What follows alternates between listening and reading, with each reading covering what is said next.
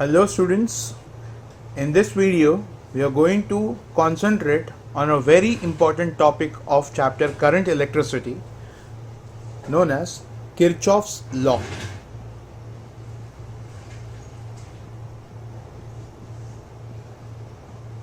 There are two Kirchhoff's law. One is Kirchhoff's current law and the other is Kirchhoff's voltage law. So we concentrate right now on the current law. The statement for this is the algebraic sum of all currents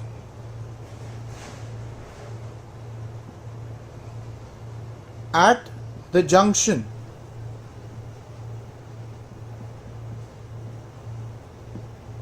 in any electrical network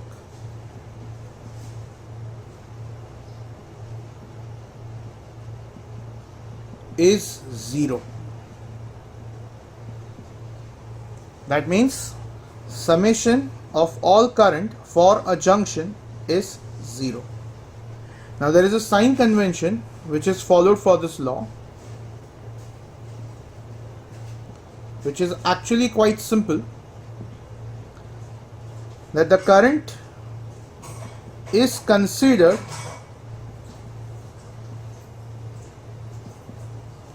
positive if it is an incoming current,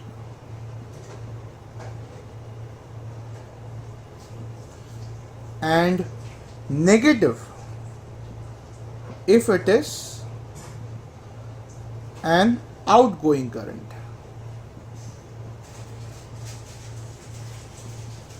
Which means if we consider a junction, all the currents which are coming towards the junction are considered positive, and all the junctions going away from all the current going away from the junction is considered negative. So I hope this part is clear.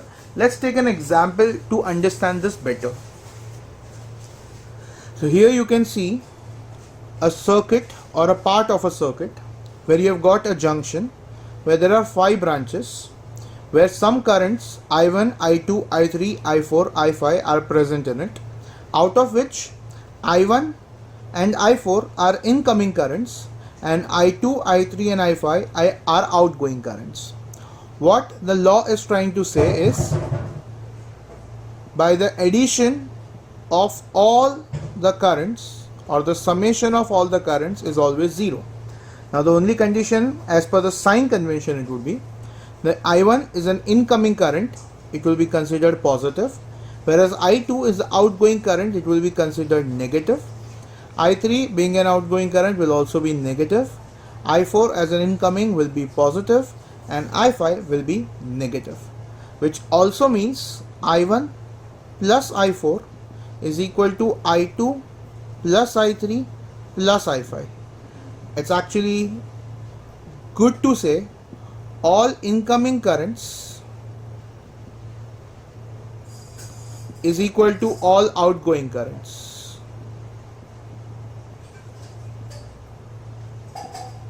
Now this idea is nothing but basic understanding of law of conservation of charge.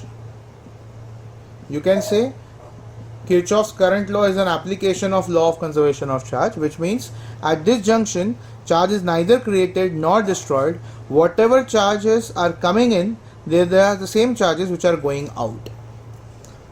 So this was Kirchhoff's current law. Let's go ahead with Kirchhoff's voltage law.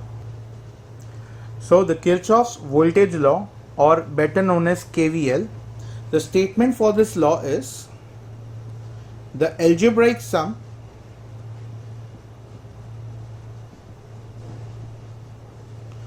of all EMFs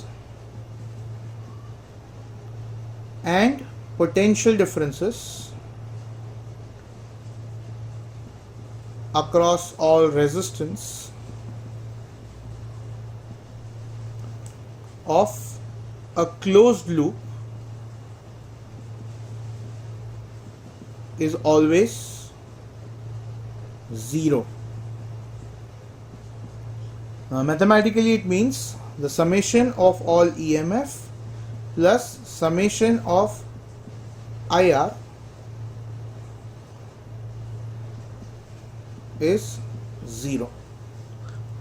Now there is a sign convention for this too. The sign convention for EMF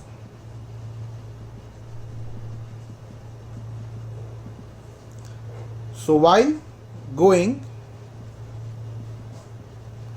from positive terminal to negative terminal of the battery, EMF is considered or is taken negative,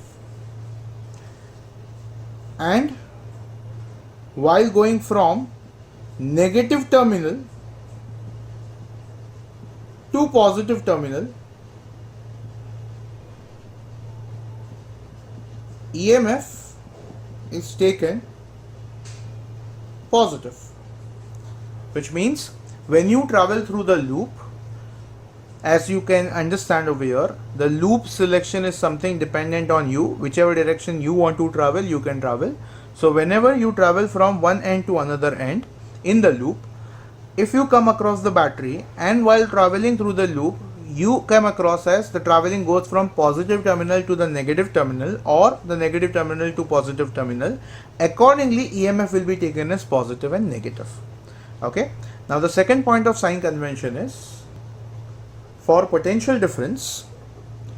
When we go in the direction of current,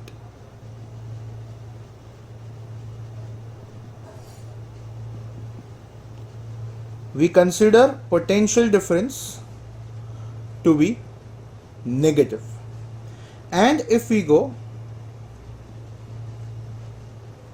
in the opposite direction of current,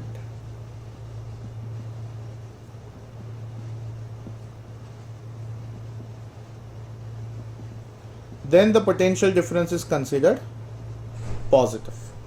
Now to understand this better, let's take an example. Let's say there is a resistance R which is connected to two batteries,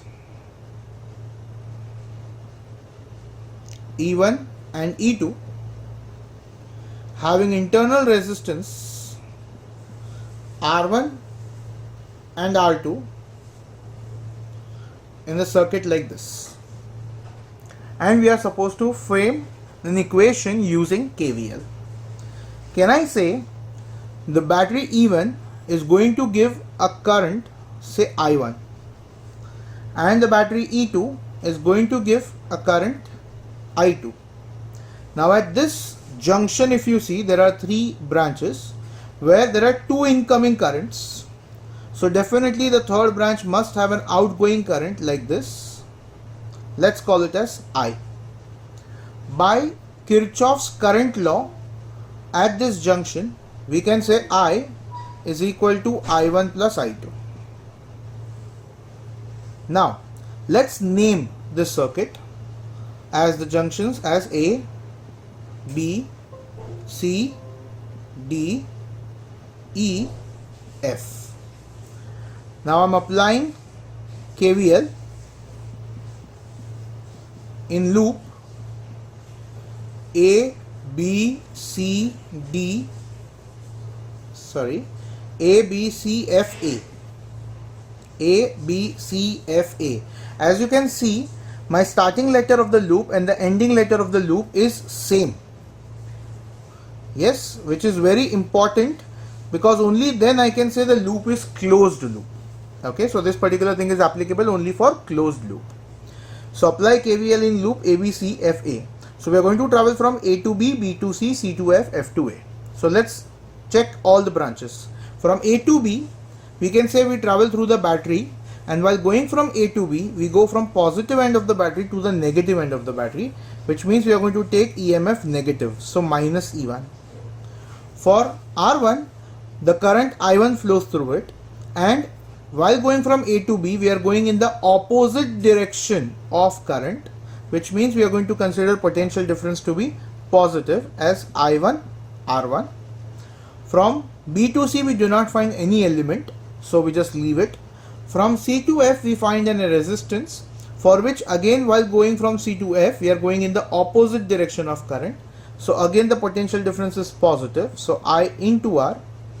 F to A, there is nothing, so the overall together it becomes 0. And that means E1 is equal to I1 R1 plus I can be written as I1 plus I2 into R. Now this can be considered as equation 1. Now we can again apply KVL, this type in the loop C, D, E, F, C. C, D, E, F, C. Okay. So again C to D, we do not have anything. D to E, we first come across the resistance for which the current is in the same direction as we are going. So it will be negative. So it will be minus I2 R2. Then we come across a battery, the EMF, where we go from negative terminal to positive terminal. Hence it is going to be positive. So plus E2. Then E to F, there is nothing. F to C, we go in the direction of current. So we say potential difference is negative. So minus IR is equal to 0.